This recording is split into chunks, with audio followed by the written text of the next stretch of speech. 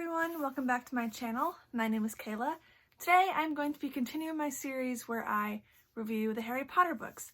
So today I will be reviewing the fourth book in the series, so far my favorite book, the Goblet of Fire. So to start off, what I love about this book is how the world seems to get bigger, better, it just expands. You know, we get to see more wizarding schools, we get to see two really big events in the wizarding world, both the Quidditch World Cup and then the long-standing Triwizard Tournament. Another thing about this book is that it starts out like no other book really has before. It doesn't start out with the Dursleys as like we're used to, and in fact starts out in the Riddle House.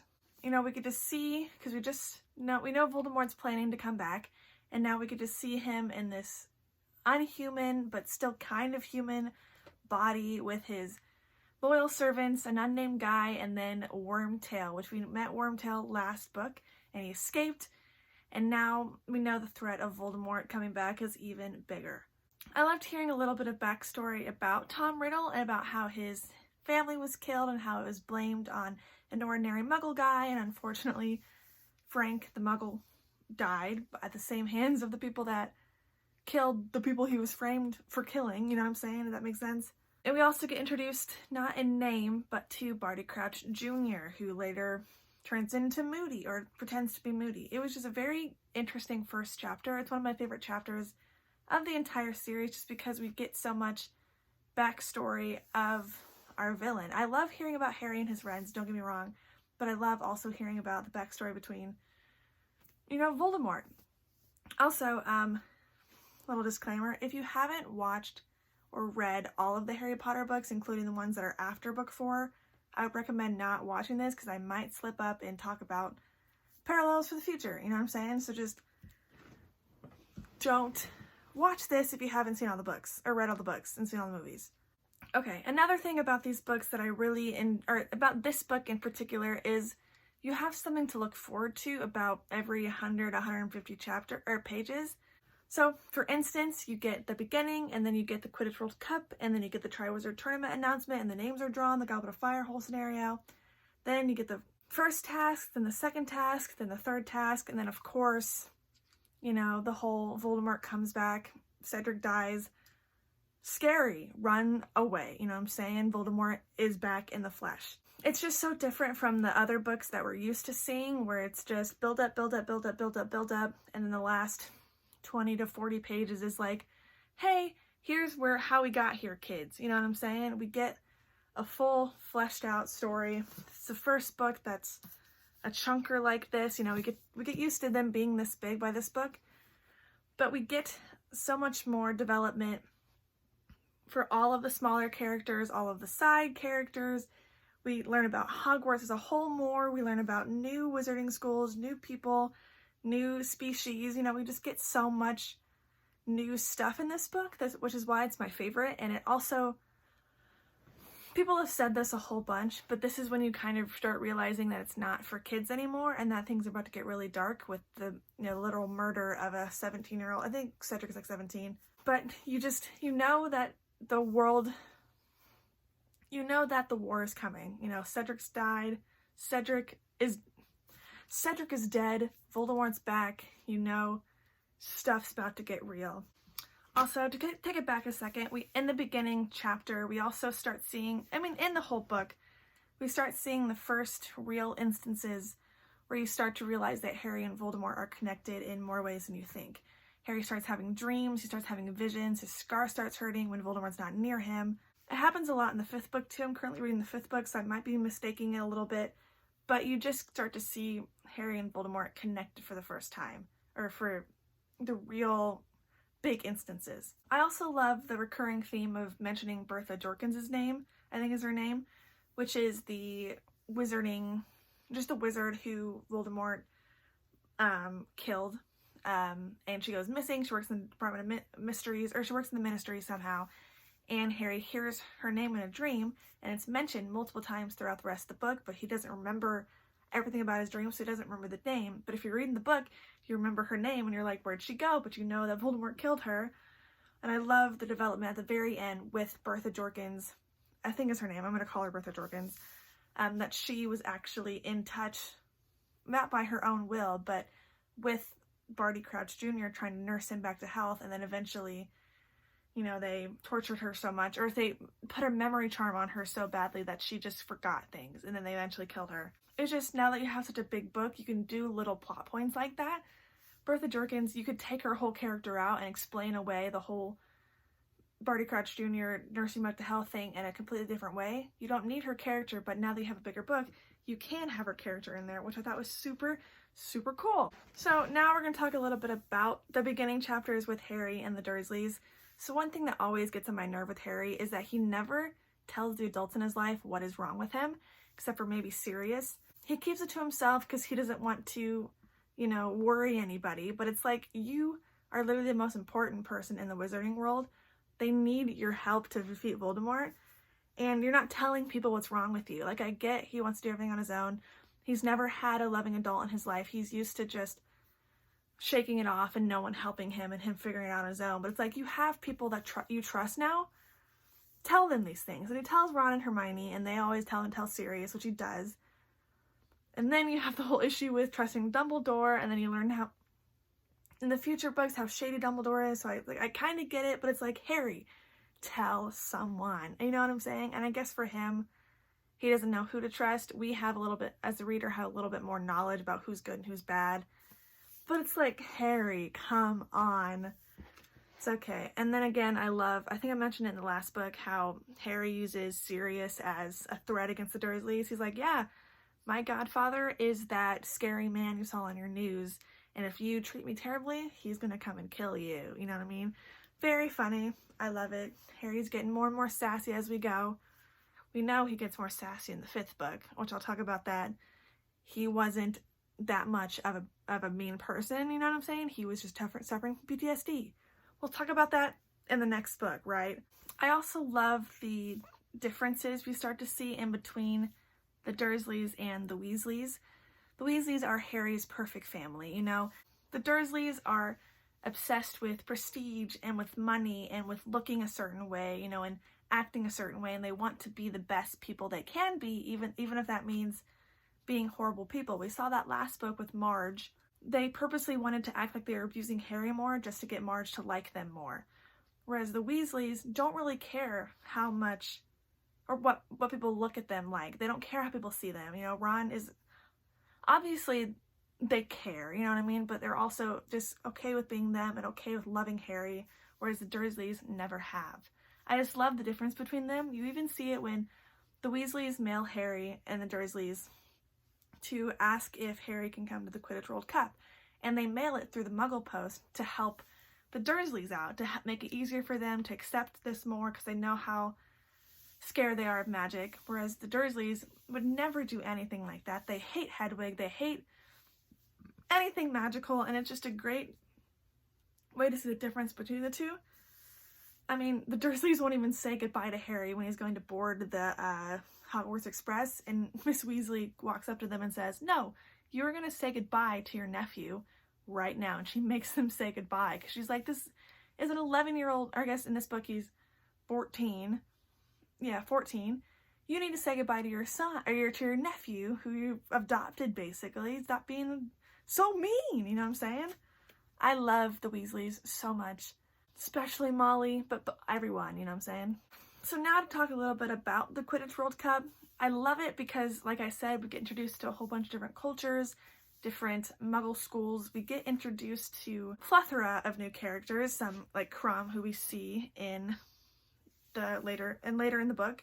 We get introduced to Vila, which are, you know, Fleur, who also gets introduced later in the book. We also get to find out that you can do Quidditch professionally. You know, and something about the Quidditch World Cup, it's always kind of bothered me. I've never really connected to the Quidditch World Cup like I think a lot of people have. I've never really connected to Quidditch that much either. I'm just not a big sports person. And the whole, you catch the Quidditch, or you catch the snitch and it like ends the game when you get 150 points, always was weird to me. But something about the Quidditch World Cup that I didn't really like as much is that we don't feel as connected to this game because it's not Harry and his friends. You know, it's just them watching. You know, you don't get the dramatic beef between him and Draco, or, you know, him falling off his broom, which happens every single game ever for some reason. It's just I didn't connect as much to the game itself because they weren't Harry and his friends. And plus the game ends in like 20 seconds anyway, or not. That's an exaggeration, but it ends super quickly. We also get to see a plethora of different ages among the wizards. Like Harry mentions that he sees kid wizards for the first time, which he's never seen before. It's amazing to him and to the audience that there are kids who are waving around toy wands and, you know, playing on little broomsticks about this high, you know what I'm saying? We also get to see a bunch of different ways that wizards travel and get around because they don't have cars for some reason. You know, we get port keys and the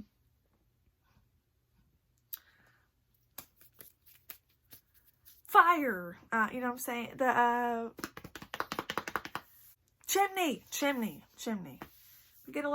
We just get more lore about how the wizarding world works. We also start to see something that's very, a theme that's very current, or very, sorry, I don't know how to speak, I'm using big words that don't make sense. Something that's very recurring in the future books is the power of the government and how the government in this world is kind of shady and doesn't, you know, we see at the end, the government doesn't believe them. We also get to see the Death Eaters as a group for the first time and how much fear, we get a real example of how much fear that the Death Eaters and Voldemort's reign, how much fear it inspired into people when Voldemort was powerful. And even now, 12 years or 13 years now after Voldemort's gone, how much fear it still puts into people. Like Ron was like a baby or not even born when Voldemort was at its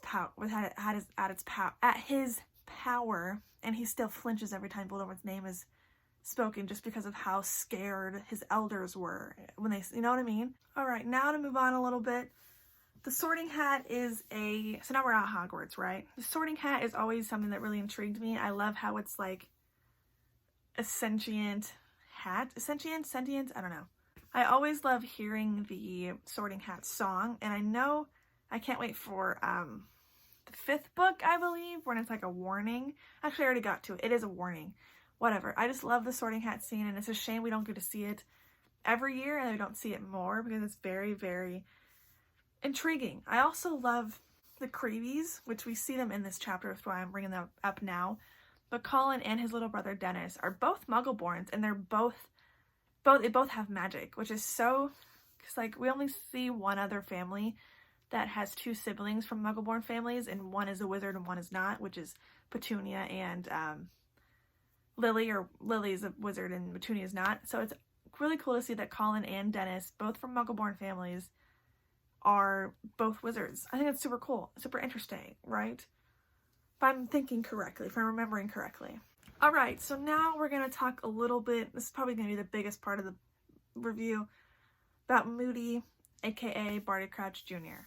So the misdirect about Moody really being Barty Crouch Jr. is one of, if not my favorite plot twist in any of the Harry Potter books. We are made to like Moody, aka, I'm just going to call him Moody, all right, in this book, we're going to call him Moody. We are made to like him almost immediately. He teaches them dark spells, you know what I mean? He is mean to Draco.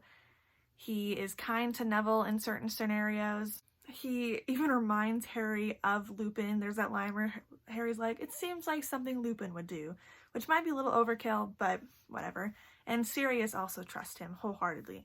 I also love how Moody is characterized the entire book as super nervous and paranoid that a dark wizard's gonna do exactly what Barty Crouch Jr. did to him, you know what I'm saying? So it makes sense when he's kind of standoffish and kind of brooding and has the hip flask that he's drinking Polyjuice Potion the entire time. It all makes sense, and it adds to a very, very interesting character development when you later find out that Moody is not exactly who he says he is. And I also love the development, or not the development, I love Karkaroff's character, how he is the wizard, or the leader of the Durmstrangs. He teaches them how to use these dark, forbidden, dark magic spells, and of course he's a Death Eater, but I love how he seems to know Snape because they are both Death Eaters. We find out that Snape really was a Death Eater in this book. We find out that Moody is the one who captured Karkaroff, so we think Moody's a good guy because he's a dark wizard catcher. We just assume that he's a good guy. I mean, the scene where Moody turns Draco into a ferret and kind of whacks him against the ground is a funny scene and all, but for the first time I was thinking, he's really whacking him against the ground. That's a little inhumane. Draco is really mean, but that's a little dark. You know what I'm saying? A little dark. And he also kind of backtalks Snape, which I love. He's really mean to Snape, which makes a lot of sense. You know, he has that line, Moody does, where he's like, I hate a Death Eater that walked free. And you think it's because Moody is a Dark Wizard catcher, so he would want them to end up in jail, which he does. Barty Crouch Jr. wants Death Eaters to end up in jail, but not for the reason you think. He doesn't want them to be imprisoned because he's a good guy. He wants them to be imprisoned because he thinks that the most loyal Death Eater would not have denied their loyalty to Voldemort, would have gotten their punishment, sat there, and took it in Azkaban, you know what I'm saying? They wouldn't have lied like Karkaroff and Snape Karkaroff and Lucius did. They would have just said, yeah, I am on Voldemort's team. Send me to jail. He hates that they lied and they walked free. I love that development. Again, when Draco tries to attack Harry, which is why Moody turns him into a ferret, we hear Moody say that line, I hate someone who tries to attack someone with their back turned, which has always been interesting to me because I'm assuming that's why he taught Harry so hardly how to fight off the Imperius Curse, because he wanted Harry to have a final, like an actual shot at beating Voldemort, you know, at the very end. He wanted him to go down fighting instead of just Avada Kedavra, you know what I'm saying? Which is similar to Voldemort. He gave him his wand every time he dropped it, Harry. He wanted him to go down fighting, going to have that satisfaction of killing a 14-year-old, you know what I'm saying? If you kill a 14-year-old in a fight, is that, when you're a full adult, is that really even, like, I did that, you know? Like, he's 14!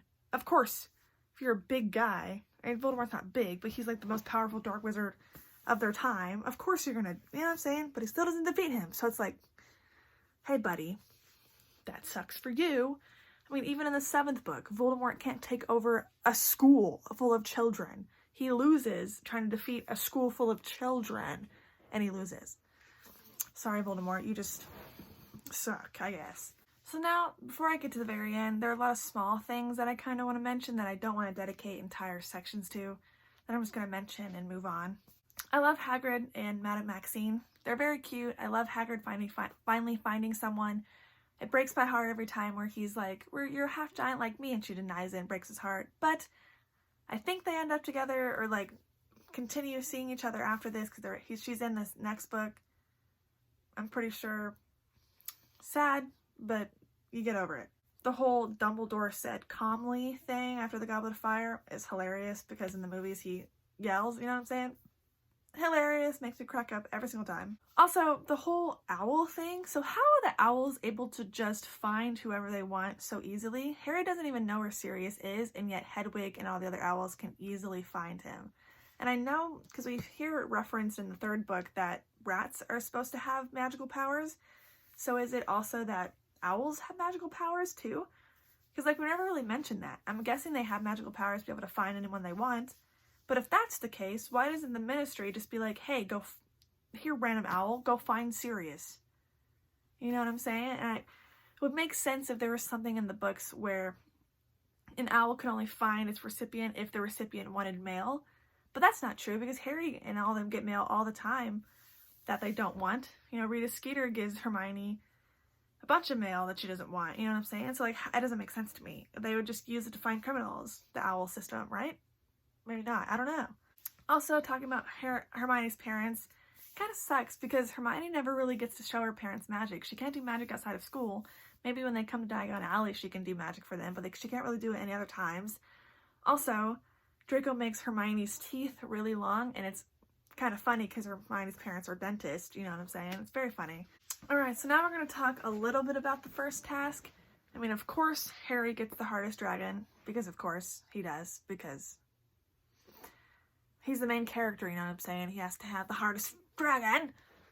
But the feud with Ron and Harry not believing that, or with Ron not believing that Harry didn't put his name in the Goblet of Fire, like, I get that Ron always feels like he's the least loved, the least of his brothers, his best friend's the most famous person ever. Like, I understand how he feels less loved and that he's 14 years old.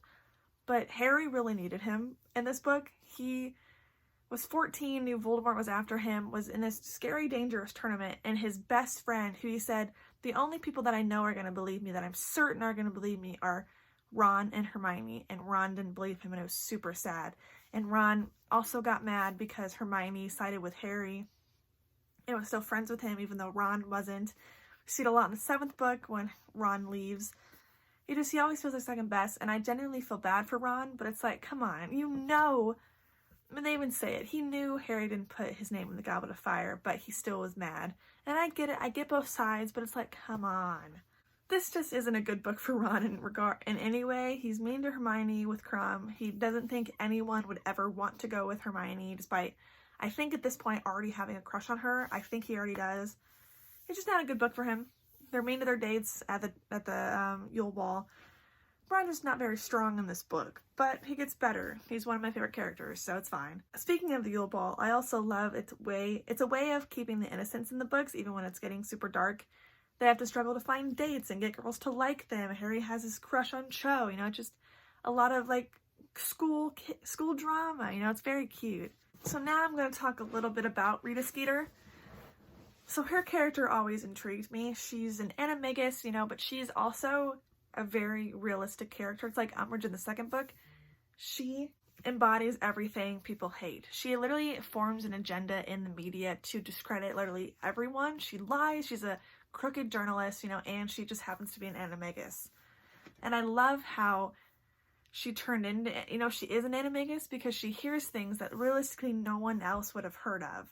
You know, in the scenes where they're trying to figure out how she always gets her scoop, they're either literally talking about beetles the entire time, or, you know, later on when Harry's like, well, maybe they bugged them, you know what I mean? Maybe they had like a mic and they bugged us. That's how Rita Skeeter found it out. She's literally a bug. She's a beetle, or she's an insect, you know what I'm saying? But she's a bug. She is a bug. I just love that. It's very on the nose, but I like it. What she said to Hagrid is so rude, you know. I hate the prejudice against giants and half-giants and werewolves. It's just very stupid and dark, you know. And speaking of Rita Skeeter and how much, like I talked earlier about Hermione not wanting the letters they sent her, why is there not any sort of monitoring what mail comes in and out? They could literally put like a death bomb in a letter and they open it and it kills everyone, and they don't. There's no sort of monitoring. Hermione gets bubbles like pus on her hands and no one monitors that. There should be some sort of monitoring. I know they do it in the 5th book, but that's only because Umbridge is who she is, you know what I'm saying? Why don't they have it before? So the second task is also very intriguing. I love how Dobby gives him the gillyweed and he's like, go save your Wheezy. You know, it's very cute because he's talking about Ron, and we don't know yet that Ron is now in the lake. It's obviously a bad spectator sport. You can't see anything that's happening in the lake or, you know, in the maze at the end. But it's very interesting, and I love that Harry shows moral fiber by trying to save multiple victims, even though he knows Dumbledore won't let them drown, but he's in the thick of it all. He's not thinking that, you know. He even has that line where he's like, you weren't down there. No one was down there. No one knows what it was like. You know, and he bursts a lot in the 5th book and I think in this book as well, where he's like, I'm doing all of this to save everyone. No one understands what it's like. And I love that he has lines like that because we take Harry for granted a lot. Everyone's favorite character is never Harry. Harry does everything, you know, like he does so much and doesn't get enough credit for it. You know, even when he not defeats Voldemort, when he flees Voldemort in the end of this book, no one believes him. It's just so sad. Also, this is very dangerous. They say they're going to hold a bunch of precautions to make sure that no one dies. But what if the mermaids turned against everyone and killed all the hostages? Or the giant squid killed all the mermaids and then killed the hostages? What if literally a wizard was down there and killed everyone? Like, what kind of precautions are there? People are drowning down there, basically, and getting, like, even the 3rd task, Crumb is getting he's getting mind controlled, and there's no one else to stop it. I get Moody was policing that section. Why wouldn't you have multiple people there to stop something like that happening. I don't get it. So now we're nearing the end of the book, the big third task, Voldemort, yada, yada, yada, yada. The last 200 pages of the book really get you hyped.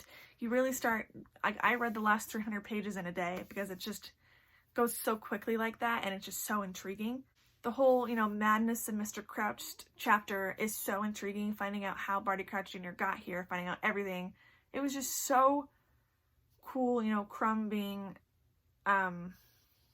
right next to where Barty Crouch Sr. died. Just so interesting. The talk was Sirius and the mystery of who conjured the Dark Mark and who's trying to kill Harry yet again, and the mystery of who Barty Crouch Jr. is, where is he at? It's just so good. So the third task is interesting. I'm not going to talk much about it. I love the whole Sphinx thing with the riddle and trying to figure out what it is. Love that. Not much happens in the third task because most of the time Moody kind of gets the obstacles out of his way mostly. So, excuse me, I'm going to go back a little bit and we're going to talk about what Harry sees in the Pensieve in Dumbledore's office. We learn a lot there. Snape was a Death Eater, Karkaroff was a Death Eater, but more importantly to me, we see Ludo Bagman's trial, which is something that I always forget exists, this trial in the books, because I've watched the movies more times than I read the books, to be honest. So we know at this point that Bagman gets a really good job in the Ministry, and, Crouch Sr. really wanted it. He sent his own son to Azkaban to get it, which ended up turning everyone against him because of how brutal they thought it was to send your own son to Azkaban, and then he ended up not getting the job because of that. He did something to help him, and it ended up completely ruining his chances. And, people don't send Bagman to jail just because of how good of a Quidditch player and how famous he is. It's just cool to see how corrupt the government even is back then. And, Crouch was like, the day that Bagman becomes a Ministry official is going to be a terrible day, and he ends up being like his boss, basically. It just adds a lot of context to when them bickering the entire book. It's very interesting. Also, my refrigerator is making noise right now, so if you can hear it in the back, it just turned on. I'm so sorry. We also learn, what happened to Neville's parents, and it's very tragic that no one ever bothered to ask. I hate that they both of his parents, both Harry and Neville, grew up without parents, and even Harry admits that Neville's got it worse than him. It's just so sad. So now I'm going to talk about the third task. I love that the Weasleys came to Harry for his family, you know what I mean? That the only family he's ever really had. And Crumb being bewitched and torturing Cedric is sad for both of them. Obviously, Cedric is tortured minutes before his death, and, Crumb, when he comes back to his own sanity, he now has to live with that he tortured someone, that they ended up dying, if he remembers it. It's just so sad. Cedric was such a good person. He helped Harry out with the tasks and the trials, because he didn't want to, if he went, he didn't want to win in an unfair way, and Harry was nice to him and wanted them to win together because they helped each other out, and that's what killed Cedric. If Harry would have just been selfish and won, Cedric would have been fine. He would have just set flares up and been fine. But because they were both nice guys, he ended up dying because he was in the wrong place at the wrong time. It just hurts. And it's so sad. Cedric doesn't even get to go down fighting. He gets his wand out ready to fight whoever it is, and he doesn't even get the dignity of his killer knowing his name.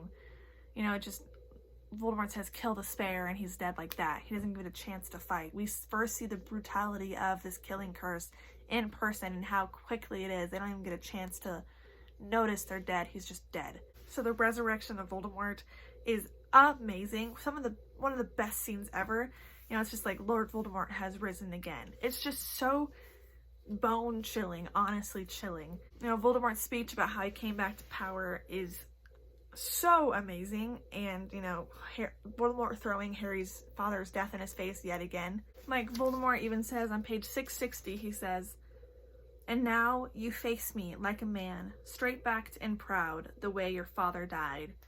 It's just, so sad. And, Harry has a moment where he's thinking, he's like, you know what, I'm not gonna go down hiding, I'm gonna go down fighting, just like my dad did.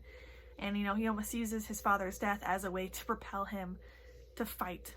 And I love that Harry is able to fight the Imperious Curse, and Voldemort's almost proud of him, in a way. He's like, okay. when Harry's parents came back and Cedric came back, and he just had his friends and his family around him for the first time, and his parents speaking to him. And, you know, Cedric asking Harry to bring his body back is always such a sad scene, you know, in the movie where he's like, "That's my son!" Chills. It's so sad. And the little details of, again, finding out about Bertha Jorkins, and that Winky wasn't dismissed because she was being unfaithful. Not really, but it was because, you know, she failed to control Crouch Jr. You know, it's so good. Also, something that I noticed for the first time in this reread is the color coding for things. So, for instance, Harry's a good guy, right? He's in Gryffindor. Main color of Gryffindor, red. He uses Expelliarmus to not harm, but to disarm people. What's that color? Red. Voldemort is bad. What's the color of Slytherin house where he's in? Or the connotation of Slytherins are always bad? Green. What's the color of the Killing Curse? Green. What's the color of the Dark Mark? Green. You know what I mean? It's just color coded. Everything bad is red. Everything good is green. You know what I'm saying? Very interesting. I didn't notice it until this read, so. Alright, now we're going to talk a little bit about the ending. This video is kind of long, so we're just going to get through it real fast.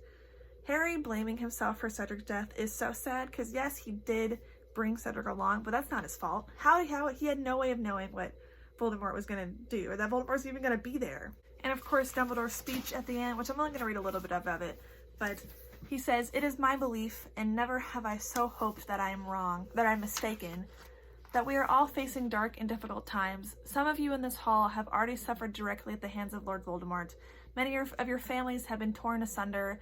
A week ago, a student was taken from our midst. Remember, Cedric. Remember, if the time should come when you have to make a choice between what is right and what is easy, remember what happened to a boy who was good and kind and brave because he strayed across the path of Lord Voldemort. Remember Cedric Diggory." I just love that chapter because it always says, you know, Dumbledore himself says, if you have to choose the easy path, which is to ally with Voldemort, or the difficult one, you know, the right path, you're gonna have to make that decision one day. And even if you do choose to be a good person like Cedric did, who was brave and honest and strong, you may still not make it. You know, it's very encouraging, but it's also very dark at the same time. And it's also so sad that Harry spent most of this book hating Cedric, or just disliking him because he was with Cho. Because, you know, there's that line where he's like, you know, I was too late to ask Cho, and I was too late to win the tournament. You know, Cedric beat him in both ways, and yet Cedric was the one who died, and Harry now has to live with that Harry didn't die. He has survivor's guilt and severe PTSD in the next book. And now, you know, kind of what leaves in a cliffhanger for the future book, Harry gives his prize winning to Fred and George because he doesn't want it. His parents, or Cedric's parents, don't want to take it. He's too guilty for it. You know, the Dementor sucking Barty Crouch Jr.'s soul out is not a cliffhanger. It's supposed to be another part, but it's very sad and dark, and he's obviously a terrible person, but like that is horrifying. The Dementor's kiss, horrifying. You know, the minister being too prideful and scared to admit that Voldemort's back because he doesn't want to deal with it, and not, you know, reaching out to the Giants and not trying to take steps to stop Voldemort from gaining power again. He's just too prideful to admit it. I mean, if he would have just extended an olive branch to the Giants and to the other opposing groups, then a lot would have been solved. I mean, they don't even take the Dementors away from Azkaban when they literally know that the Dementors are reliant, or they ally with Voldemort naturally. You know, they're like, they don't even try to stop anything because he doesn't believe, or he's too scared to admit that that Voldemort's back. But Harry and his friends cursing Draco at the end when he's bad-mouthing Cedric is so good. He's talking about like mudbloods, and Cedric is, or Draco's about to say something really foul about Cedric, and everyone, like the twins, Ron, Hermione, and Draco, and Harry all curse them at the same time, to where they have like different things, like their curses kind of backfire on them. It's so super funny. It's morbid, but it's funny. And you know the line at the very end where Harry gives the twins the money, and he says, you know, we all need a laugh right now. I think, you know, in the future we're all going to be needing a lot of laughs because of the incoming war. He's 14 and has to deal with the threat of a war which no one believes is coming. It's so sad. Alright, so I'm done recording this video. It's very long. I've been recording for like 47 minutes, so let's see how long it's going to be. When I was making the script, it was like one of the shortest scripts I've ever had. And then I just talked for a long time about each different thing. So this video is going to be long, and I'm sorry, and I don't want to edit it, but I'll edit it. I'm almost tempted to just release the 47-minute raw footage, and you just have to deal with it. Now 48, right? No, but I'll edit it, okay? Also, sorry this didn't come up on Wednesday. I wasn't feeling well. I saw my friends this weekend, so I wasn't feeling well, but I posted it today, right? Or Saturday. Today's Saturday, that I'm recording it before Saturday, but it's gonna come up on Saturday. How many times am I gonna say Saturday? Anyway, okay, so next Wednesday, this coming Wednesday, I'm not gonna be doing the 5th book of Harry Potter. I'm gonna be taking a week or 2 break for the Harry Potter books, because I just got Andy Weir's new book, Project Hail Mary, and I'm reading that currently this far. Really loving it so far. I'll be doing a review of this book next week. Very excited for it. Alright, and then I'll be back to my regular schedule. Probably have another bonus video up on next Saturday, a week from now. So just look out for that, I guess. Alright. Bye. I love you. Okay, bye.